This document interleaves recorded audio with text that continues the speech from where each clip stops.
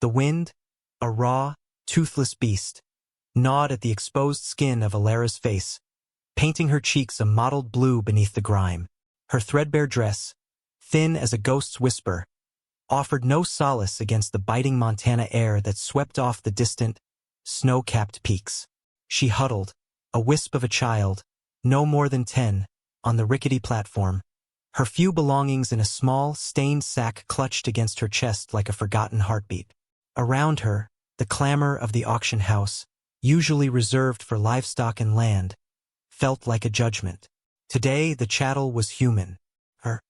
A man, thick-necked and florid-faced, stepped forward, his eyes glinting with a predatory interest that made Alara's stomach clench.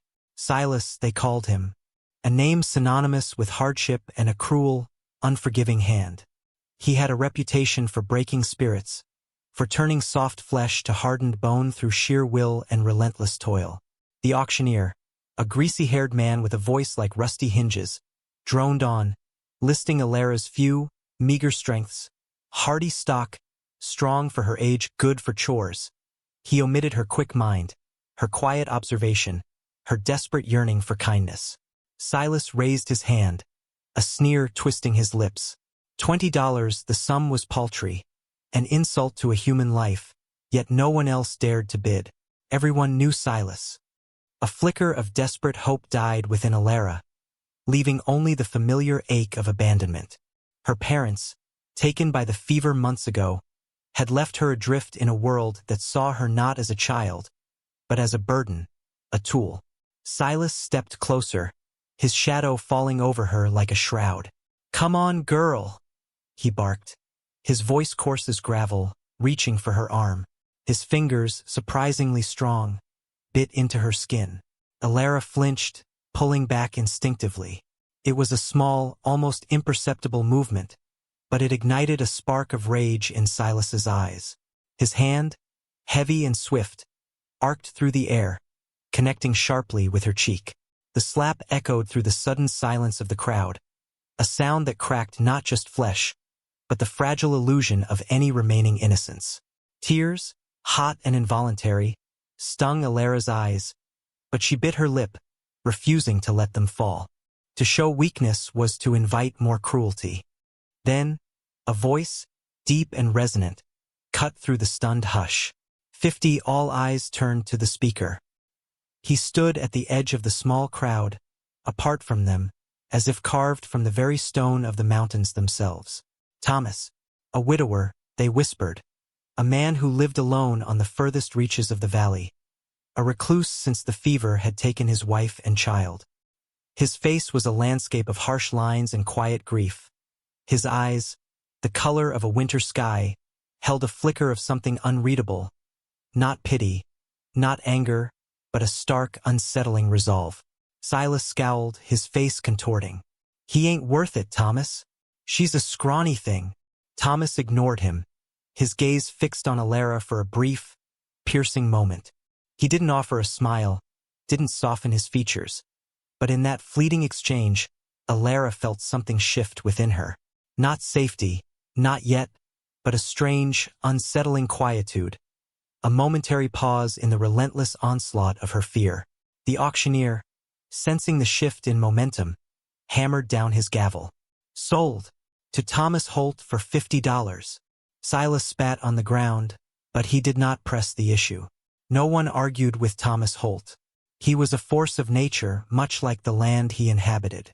Thomas stepped forward, his boots crunching on the frozen earth. He didn't reach for her, didn't speak a word. He simply gestured with a tilt of his head towards the rough-hewn wagon waiting outside. Alara, dazed and wary, slowly detached her grip from her sack. The bitter cold of the Montana plains no longer felt like the greatest threat. The man standing before her, a stranger with a silent sorrow, was now her uncharted territory. The journey to Thomas's homestead was long and silent, marked only by the creak of the wagon wheels over frozen ruts and the mournful howl of the wind. Alara sat hunched on the hard bench beside him, clutching her sack, her gaze fixed on the endless horizon. She stole glances at Thomas, trying to decipher the man who had bought her. His profile was stark, unyielding, his eyes fixed ahead as if he saw something beyond the immediate landscape. He wore practical, worn clothes and a heavy wool coat that seemed to absorb the light. There was no softness about him, no welcoming gesture, but also no cruelty. Just an immense, quiet presence. He had not spoken a word since the auction. Not a question, not an instruction. Alara found his silence more unsettling than any harsh command. As dusk began to paint the sky in bruised purples and oranges, they finally arrived. The homestead was an isolated pocket in the vast, unforgiving landscape. A small cabin, sturdy but unadorned, stood sentinel against the encroaching wilderness. A lean-to sheltered a few tools, and a small, fenced-in area hinted at a lost garden. Smoke curled lazily from the chimney, a lone plume against the darkening sky. It was not a place of comfort, but it was not derelict either. There was a sense of order, of function, of a solitary life lived with purpose. Thomas dismounted first, his movements fluid and efficient. He walked to the back of the wagon, pulled a small bundle of firewood from beneath a tarp, and went inside without a backward glance. Alara hesitated, uncertainty gripping her. Was she to follow? Was she to wait? The cold was becoming unbearable, seeping into her bones. After a moment, she slid off the bench, her legs stiff and aching.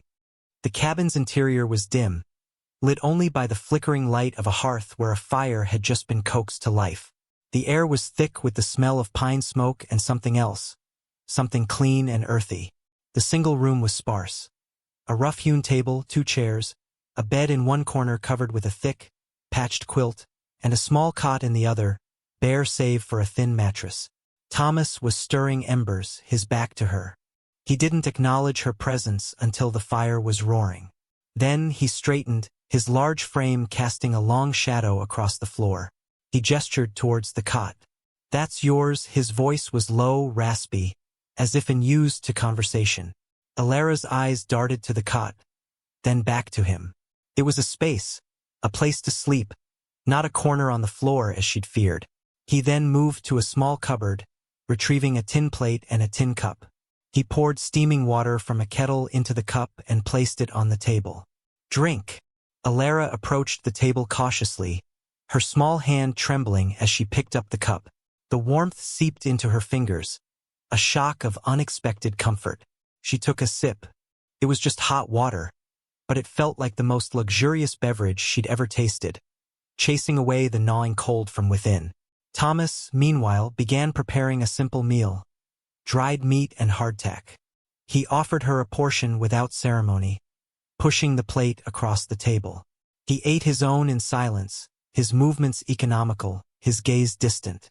Alara ate slowly, savoring each bite, acutely aware of his presence, yet sensing his detachment.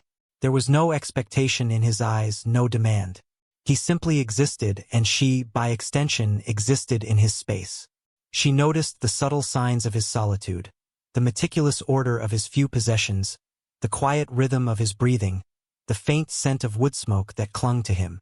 She saw a framed, faded photograph on a small shelf, a woman with kind eyes, a young girl smiling brightly. His family, lost, a flicker of understanding, an echo of her own grief, passed between them without a single word. He was not cruel, but he was deeply alone. Days bled into weeks, each one a slow, quiet unfolding of a new existence. Alara fell into a routine dictated by the demands of the homestead and the seasons. She learned to stoke the fire, to split kindling, to fetch water from the well, her small hands growing calloused and strong. Thomas never explicitly taught her.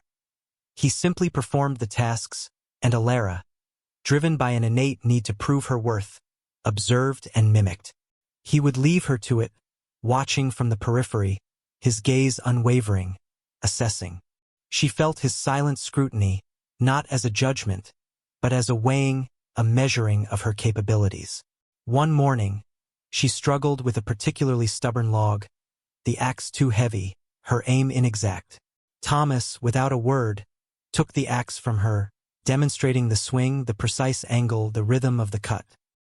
He didn't offer praise, But when she tried again, her blows more effective.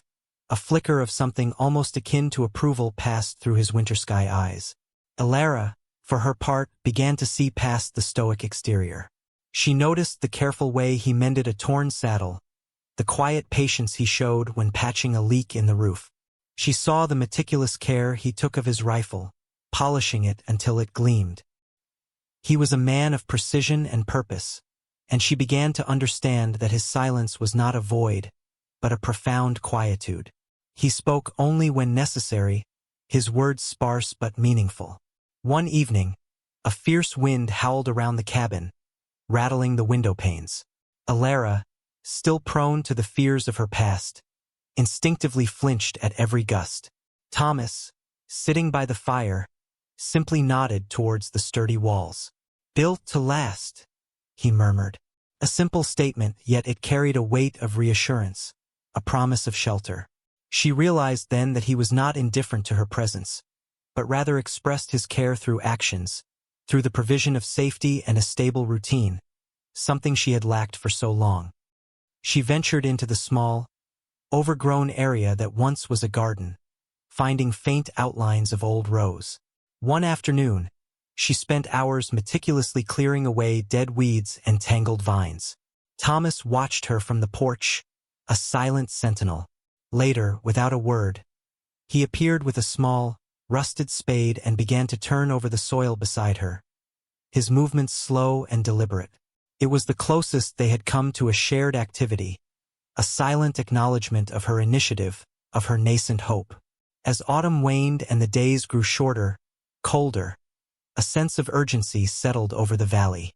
Rumors carried on the biting winds spoke of an unusually harsh winter, a season of unforgiving blizzards that would test the very limits of endurance. Thomas began to prepare with a quiet intensity. He chopped more wood, reinforced the cabin walls, checked traps for game with increased frequency. Alara, now more than just a bystander, found herself caught up in his preparations. She helped gather dried herbs, mended torn blankets, stocked the larder with meager provisions. She felt a growing sense of partnership, a shared burden, and with it, a burgeoning strength. The fear of being abandoned, of being utterly alone, began to recede, replaced by a fierce determination to be useful, to be resilient. She was no longer just a burden. She was a participant in their survival. The blizzard struck with a primal ferocity, a white out of blinding snow and a wind that shrieked like a banshee. It was not just cold. It was a living, breathing entity, determined to strip away all warmth, all life. The cabin, once a symbol of stoic resilience, now felt like a fragile vessel in a tempestuous sea. The window panes frosted over, thick with rime, and the fire in the hearth, though roaring, struggled to push back the icy fingers that crept under the door and through every crevice. Alara huddled by the fire, her teeth chattering despite the layers of clothing. Thomas moved with an uncharacteristic urgency, shoring up weak points, checking the roof, his face grim. Then a sickening crack, a gust of wind, stronger than any before, ripped through the lean-to that sheltered their meager livestock, a single cow and 2 chickens. The wood groaned, splintered, and a section of the roof collapsed, exposing the animals to the swirling snow. Thomas grabbed his heavy coat and axe, his jaw set. "Stay here," he barked, his voice tight with alarm. But Alara, her heart pounding, didn't hesitate. She snatched up a smaller axe, a hatchet she'd learned to use for kindling, and followed him out into the maelstrom. The snow instantly clawed at her, blinding her, the wind threatening to rip her from her feet. She stumbled, fell, but scrambled back up, driven by an instinct she hadn't known she possessed. She wouldn't be useless. Not now. Thomas was already wrestling with a heavy timber, trying to prop up the sagging roof. The cow, terrified, bawled, trying to break free. As Thomas heaved, a gust of wind caught a dislodged timber, sending it crashing down. He cried out, a raw, guttural sound, his leg buckling beneath him. He was trapped, pinned, his face contorted in pain. Alara saw it all in a flash, a horrifying tableau in the swirling white. Fear, sharp and cold, threatened to paralyze her. But something else, something harder and unyielding, surged within her. She was no longer the helpless orphan. She was part of this survival. Without thought, she scrambled to his side, her small hands grabbing at the timber that pinned his leg. It was too heavy, unyielding, but her eyes darted to the hatchet in her hand. The loose timbers, weakened by the wind, could be cut. She remembered Thomas's silent lessons, the angle of the blade, the follow-through. With a desperate strength born of necessity, she began to hack at the splintered wood, her blows wild at first, then gaining a desperate rhythm. The blizzard howled, the cow bellowed, but Alara focused, each swing a defiant act against the storm. She cut, grunted, pushed, until with a final, desperate heave, the timber shifted enough for Thomas to wrench his leg free, his face pale and slick with sweat. He leaned heavily against her, his arm a dead weight across her shoulders. "Get the animals inside." Together, limping, heaving, they managed to guide the terrified cow and the fluttering chickens into the relative safety of the cabin, sealing the broken lean-to as best they could with salvaged wood.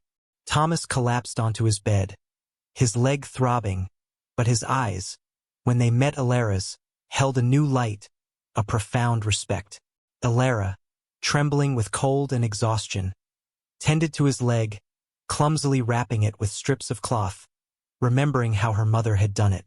She was no longer just his ward. She was his aide, his partner. The storm raged for another 2 days, trapping them in the cabin, forcing them to rely entirely on each other. Alara managed the fire, portioned out their dwindling food, and kept a vigilant eye on Thomas, bringing him water, checking his feverish brow. She saw the gratitude in his eyes, unspoken but palpable. When the blizzard finally broke, leaving behind a landscape of pristine, blinding white and a silence that felt profound, the cabin was cold, but they were alive. Thomas, leaning heavily on a makeshift crutch, looked out at the world transformed. Alara stood beside him, her face smudged with soot, her hair tangled, but her eyes bright with a new, quiet strength. She was still a child, but the helplessness had been scoured clean by the storm, replaced by resilience forged in the heart of shared adversity. The bond between them, once a fragile thread of necessity, had become a sturdy rope, woven with unspoken understanding and mutual respect. You saved me, Alara," Thomas said, his voice hoarse, the words heavy with meaning. It was the most he had ever spoken at once, a revelation. Alara met his gaze, a faint smile touching her lips. "We saved each other, Thomas," the words hung in the air, a quiet testament to their journey. They were not a family by blood, but by fire and ice, by silent understanding and shared survival. The homestead, once a place of solitude for Thomas and a prison of fear for Alara, was now a sanctuary they had built together, brick by brick, act by act. The land, still harsh and unforgiving, no longer felt insurmountable. They were two solitary souls, forged anew in the crucible of hardship, ready to face whatever came next, together. Alara looked out at the vast, silent plains, no longer a desolate expanse, but a promise of future, of dignity, and the quiet, enduring strength of the human spirit.